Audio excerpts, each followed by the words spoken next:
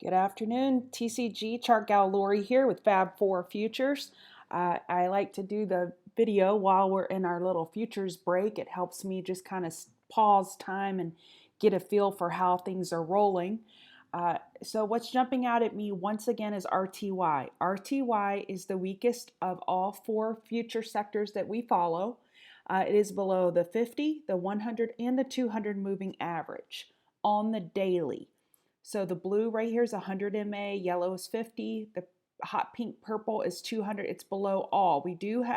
We are above all EMAs on the daily, are 8 and 21 on increased volume today. So I just want to point that out on RTY. I feel strongly it needs to clear all three of these moving averages for further continuation in all the sectors, and I will continue to use RTY as my canary. And then finally, the only other moving average that's coming into play is on NASDAQ daily. The 50-day is at 754425. We need to clear that convincingly in order for the bulls to continue to get their groove on. And of course, 7600, 75, so let's just say 7600 even and 7641 are your resistances on the daily. Now let's go back and let's look at the 4-hour. So RTY on the 4-hour, our resistance is 1539.70. We have a little bit of a double top right there for now, so watch that. That may be a shorting opportunity when the futures open. If we were to clear that, then 754.890 is your next resistance, and then it's 1548.90, and then 1561, and then our support is 1524 and 1522. I personally did not trade any futures today. I found more opportunity in individual names versus futures when they are kind of going sideways, which is totally healthy. They are free to do what they need to do. Doesn't mean I have to trade it.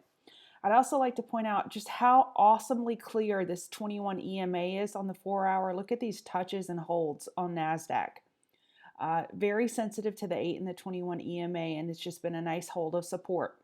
So on NASDAQ, we got higher highs and higher lows on the 4-hour.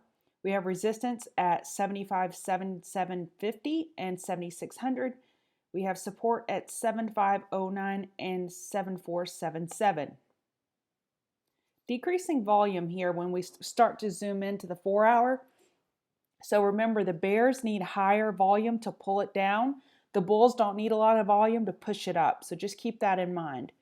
ES on the 4-hour, perfect back test and hold of the 21 EMA. We have resistance at 290.475 and then 2911. We have support at 2892 and 2884. And then finally, YM, the Dow. The Dow, we have resistance at 26218 and then 26261. We have support 26064 and 26,000.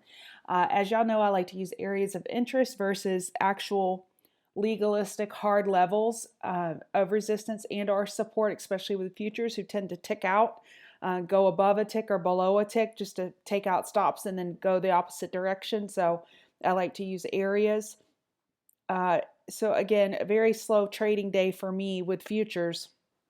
Great trading day with other tickers and other opportunities such as USMJ. And also, if you ever have any questions on levels, just tag me in the futures room and I will go over levels. For example, if we get through 26218, you need to know another level or just confirm the level you have, just tag me. I will see y'all in the room.